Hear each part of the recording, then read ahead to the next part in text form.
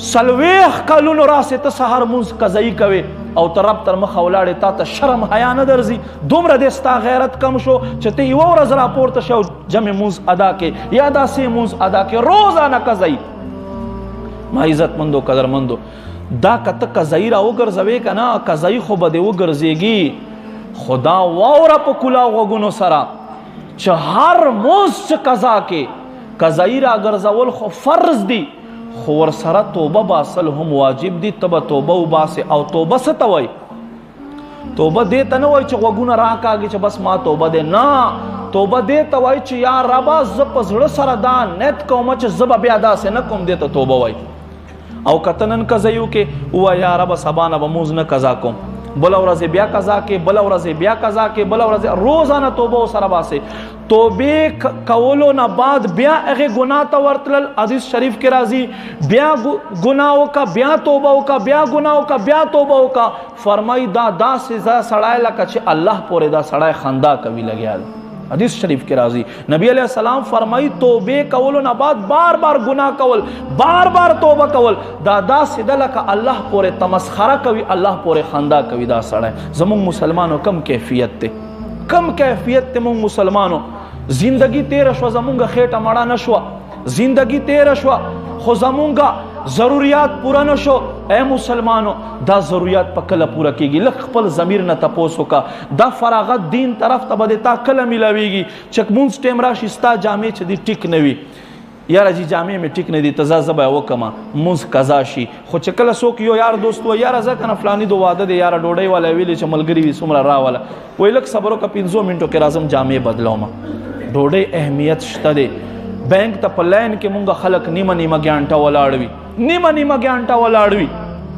یوټیلیټي سټور ته څومره خلک ولاړ وي پاسپورټ دفتر ته څومره خلک ولاړ وي نیمه نیمه ګانټه ولاړ وي دا پیسې چې میلاویږي دې ته څومره خلک ګانټو په مخ ولاړ وي خو که نه ودرېږي بیا مونځ ته نه ودرېږي چې 2 منټه امام لیټ شي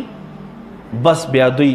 مازغه په ځای نه او استاد خو 2 منټه لیټ شو خدای باندې ضرورت دی انسان دی چې ته په اور باندې خو نه ولاړ الله کور کې ناسې خو کېنه 15 منټه صبر وکړه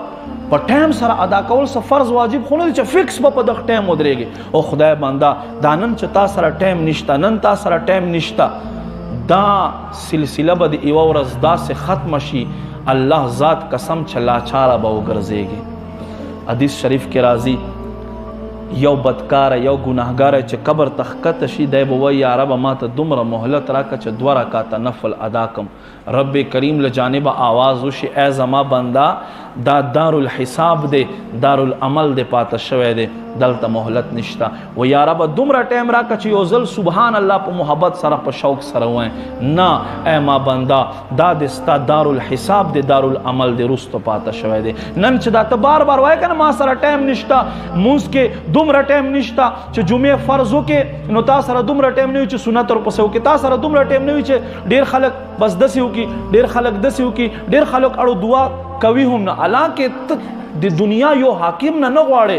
اغذات نه غواړې اغذات نه غواړې چې د کل مخلوق پیدا کوونکی دی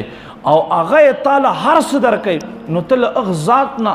په غوښتلو باندې شرمېږې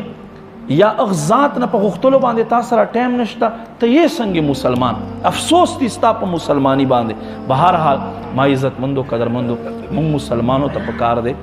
چې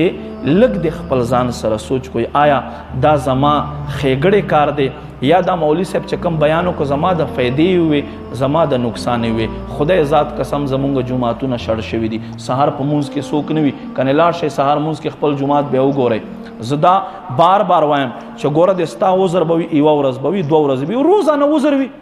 په خدای ذات قسم که چېرته حضرت عمر فاروق رضی الله تعالی عنه غوندې خلک وی نو نن دا څومره چې ما مخې ته ناست دي دا ټول دا حد لاندې راتلی ټول حد لاندې راتلی